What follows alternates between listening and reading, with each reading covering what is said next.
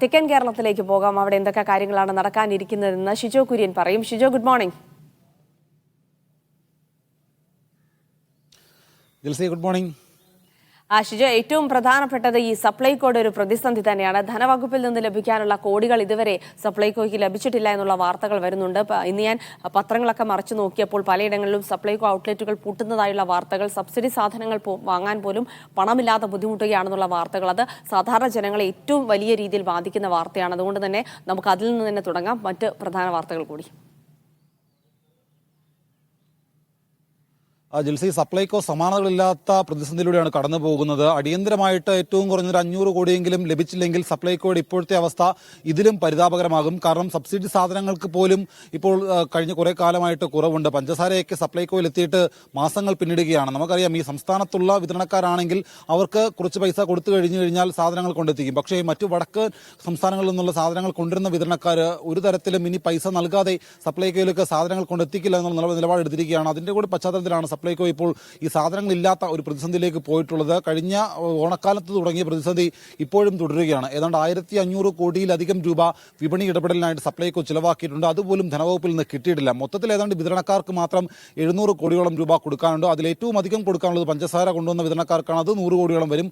അങ്ങനെ എന്തായാലും വലിയ പ്രതിസന്ധിയിലൂടെ സപ്ലൈകോ കടന്നു പോവുകയാണ്. സാധനങ്ങളുടെ കുറവ് ഒരു ഭാഗത്ത്, ജീവനക്കാരുടെ ശമ്പളവുമായി ബന്ധപ്പെട്ട കാര്യങ്ങൾ ഒരു ഭാഗത്ത് പ്രതിസന്ധി തുടരുന്നു. എന്തായാലും ഏറ്റവും കുറഞ്ഞത് 500 കോടിയെങ്കിലും ഉടൻ ധനവകുപ്പിൽ നിന്ന് കിട്ടിയില്ലെങ്കിൽ പ്രതിസന്ധി കൂടുതൽ രൂക്ഷമാകും. പക്ഷേ സംസ്ഥാനത്തിന്റെ പൊതു സ്വഭാവത്തിലുള്ള ഒരു ധനകാര്യ സ്ഥിതി കണക്കിലെടുത്തു കഴിഞ്ഞാൽ സപ്ലൈകോയ്ക്ക് ധനവകുപ്പിനോട് ചോദിക്കാനും ഭയമുണ്ട്. കാരണം സംസ്ഥാനത്ത് പണമില്ല എന്ന് തന്നെയാണ് ധനവകുപ്പ് ആവർത്തിച്ച് പറയുന്നത്. അപ്പോൾ അങ്ങനെ ഒരു പ്രതിസന്ധി ഇപ്പോൾ സപ്ലൈകോ നേരിടുകയാണ്. ഈ പ്രതിസന്ധി എന്ത് തീരുമെന്ന് ചോദിച്ചാൽ അത് ഭക്ഷ്യവകുപ്പിനും കൃത്യമായിട്ടുള്ള അറിവില്ല. മറ്റൊരു വാർത്ത എന്ന് പറയുന്നത് ഈ പറയുന്ന കാലാവസ്ഥയുമായി ബന്ധപ്പെട്ടാണ്. സംസ്ഥാനത്ത് ഇന്നിപ്പോൾ 9 ജില്ലകളിൽ മഴ മുന്നറിയിപ്പുണ്ട്. അതിൽ പാലക്കാട്, മലപ്പുറം ജില്ലകളിൽ ഓറഞ്ച് അലേർട്ടാണ്. മറ്റ് 7 ജില്ലകളിൽ യെല്ലോ അലേർട്ടുമുണ്ട്. ഇന്നും ഇനി അങ്ങോട്ടുള്ള കുറച്ച് ദിവസങ്ങളിലും വേനൽമഴ ശക്തിയായി ലഭിക്കുമെന്നാണ് കാലാവസ്ഥാ നിരീക്ഷണ കേന്ദ്രം അറിയിപ്പിൽ പറയുന്നത്. മത്സ്യബന്ധനത്തിനും വിലക്കുണ്ട്. തീരത്തുള്ള ആളുകൾ ജാഗ്രത പാലിക്കണം. ശക്തിയായിട്ടുള്ള തിരമാലയ്ക്ക് സാധ്യതയുണ്ടെന്ന് കാലാവസ്ഥാ നിരീക്ഷണ കേന്ദ്രം മുന്നറിയിപ്പ് നൽകുന്നുണ്ട്. അതോടൊപ്പം തന്നെ മറ്റൊരു വാർത്ത എന്ന് പറയുന്നത് ഈ ഗുണ്ടകളെ അമർച്ച ചെയ്യുന്നതുമായി ബന്ധപ്പെട്ടുകൊണ്ട് പോലീസിന്റെ ഓപ്പറേഷൻ നാഗ് ഡീഖണ്ഡ പരിശോധനകളാണ്. ഇതുമായി ബന്ധപ്പെട്ടുകൊണ്ട് കഴിഞ്ഞ ദിവസങ്ങളിലൊക്കെ പരിശോധന തുടർന്നിരുന്നു. കൂടുതൽ ഗുണ്ടകളും ആയുധങ്ങളും ലഹരിയും ഒക്കെ പോലീസ് കണ്ടെടുക്കുകയും ചെയ്തിരുന്നു.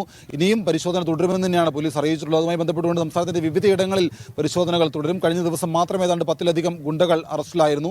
മറ്റു വാർത്ത എന്ന് പറയുന്നത് കൊല്ലം പരവൂരിലെ പബ്ലിക് പ്രോസിക്യൂട്ടറായിരുന്ന അനീഷയുടെ മരണവുമായി ബന്ധപ്പെട്ടാണ്. കഴിഞ്ഞ ദിവസം തന്നെ ഇന്നലെ തന്നെ അനീഷയുടെ മാതാപിതാക്കൾ രാജ്ഭവനിലെത്തി ഗവർണറെ കണ്ട് അനീഷയുടെ മരണം CBI അന്വേഷിക്കണമെന്ന് ആവശ്യപ്പെട്ടിരുന്നു. അതടക്കമുള്ള കാര്യങ്ങളിൽ ഗവർണർ സർക്കാരിനോട് റിപ്പോർട്ട് തേടാമെന്നും പറഞ്ഞിട്ടുണ്ട്. ഇതടക്കമുള്ള കാര്യങ്ങളിലാണ് ഇന്നിപ്പോൾ ഇതുമായി ബന്ധപ്പെട്ട തുടർ വാർത്തകൾ പ്രതീക്ഷിക്കുന്നത്. എന്തായാലും മുഖ്യമന്ത്രി വിദേശ സന്ദർശനം പൂർത്തിയാക്കി പുലർച്ചയോടുകൂടി തിരുവനന്തപുരത്ത് മടങ്ങി എത്തുകയും ചെയ്തിട്ടുണ്ട്. ജിൽസി.